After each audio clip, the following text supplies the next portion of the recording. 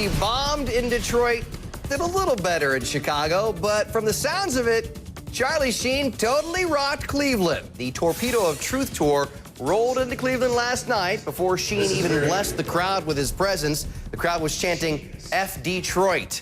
Then the crowd went absolutely crazy when Sheen walked out in a Cleveland Indians jersey. Needless to say, Charlie was very happy with his tour stop. Where it all began. Yeah. It's an amazing city, and I'm here to honor it. There's a reason it's called Defeat is Not an Option, because in that building, nobody loses. Okay. Is Charlie Sheen back to his winning ways? And more importantly, do I now have to pay to say the word winning? Joining me right now to sort all this out, senior editor for Radar Online, Maxine Page, and Kareen Winter, a showbiz correspondent for Showbiz Tonight. Kareen, how big was Cleveland for Charlie? It was great. They loved him. There's some reports that it was perhaps his best show ever, and we've heard all those winning phrases. So here's one for you. Charlie continues his winning streak. It was his third stop, you know. He bombed in Detroit. He did much better the following night on Sunday in Chicago and Cleveland. They loved him. Now, here's the thing. There's always, there's been this long-standing type of competition feud between Cleveland and Detroit. Right. So you bet the people of Cleveland they just loved, you know, socking it to Detroit. And they made some very unfriendly, unkind, colorful references to Detroit. But also, it's a different show than what the audiences in Detroit, you know, were given. This was a stripped-down show, similar to Chicago. It was Charlie doing what Charlie does best, just really playing to the crowd. There were no extra confusing video screens, montages, or entertainers, comedians, rappers, people had never heard of. It was just Charlie and the co-producer of the show sitting on stage, chatting. The audience loved it. They were involved. Charlie talking about all the madness going on in his life, and, you know, it really connected again. So third time was definitely a charm for Charlie. Yeah, I would say so. And Charlie Sheen certainly had an enthusiastic crowd. But like you said, his show's, you know, getting better. Here's what fans were saying afterwards. Not bad, little drabby. When he walked in, that was the big hit. He's talking too much. We need more action. He has funny parts, and then, you know, it kind of goes not so good. Wait, he's talking too much. What do you want, like gunplay? I mean, it's all he's doing. I mean, the reviews they weren't rave reviews, but they weren't horrible. Maxine Page, how important is it for Charlie to work out all these kinks before he performs at Radio City Music Hall in New York this weekend? Well, I think that's going to happen. I mean, I think also we've got to give him some credit in that he put this show together in a matter of weeks. You know, most people that do a stand-up work, you know, a year plus but Maxine, on getting their material together. Hold on, Maxine. He's not doing stand-up. I have a lot of friends doing stand-up, and they're all agreeing he's doing spoken word. He's not doing stand-up, all right? Okay, he's doing spoken word in his own unique style, but right. even that, I mean, he put it together in a couple of weeks. And okay, you know, Detroit was basically just him going off on his rant. You know, he's learned from that. He learned from his mistakes. You know, that show absolutely bombed. You know, he's adjusted, and as time goes on, he's adjusting more. He's getting more of a feel for what the audiences want. You know, he's now being much more interactive with the audiences. And you know, I think by the time he hits New York, maybe he'll get his stride totally. You know.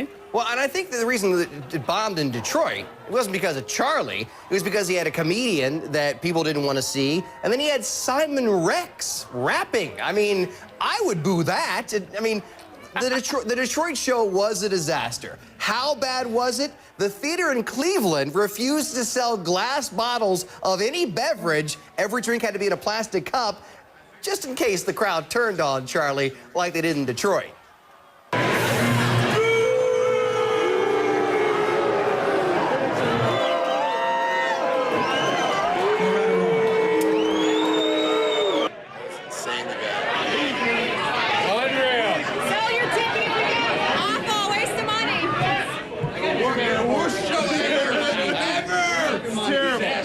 All right, Kareen, was Cleveland a hit because of Charlie or because of the rivalry between the two cities, and are New Yorkers going to be extra harsh on Charlie?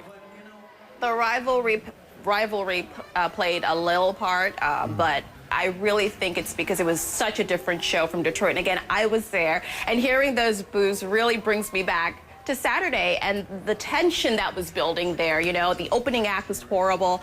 The comedian who opened the show, Kirk Fox, the crowd definitely wasn't loving him, and they wanted Charlie. And then when they got Charlie, they were just so unimpressed. And again, these aren't people just watching a show for free. A lot of people dished out big time money, over $100, and so they paid to be entertained. They did not get it. But you know, you raise an important point here. What's going to happen in the Big Apple on Friday? Everyone knows New York is such a tough city, and when we spoke with Charlie's team on Monday after the Chicago show, we spoke with his manager, his publicist, and they said, you know what, we're still sorting out the kinks.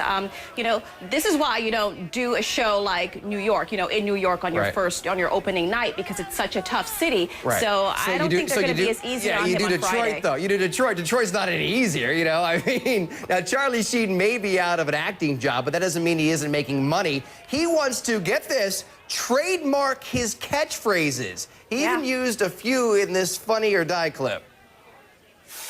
This is Charlie Sheen's winning recipes. Face it, I am living the life of a rock star Vatican assassin. It's a cooking wand for a warlock. Some troll is gonna say, that's not a salad. Oh, really? Looks like a tomato winning salad to me. Duh, winning, steak is done. He even coined a new phrase last night, Sheenius. Maxine, is Charlie really going to be able to trademark winning? Well, I think so. I mean, Paris Hilton trademark at its heart. Donald Trump trademarked "you're fired."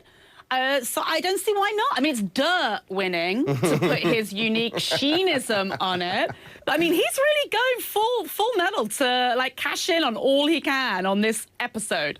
Karine, real quick, during his Cleveland stop, Charlie Sheen once again spoke about being on 2.5 Men, specifically asking the audience if they wanted to see him on that show. You've got some information. What do you know about Charlie back on 2.5 Men?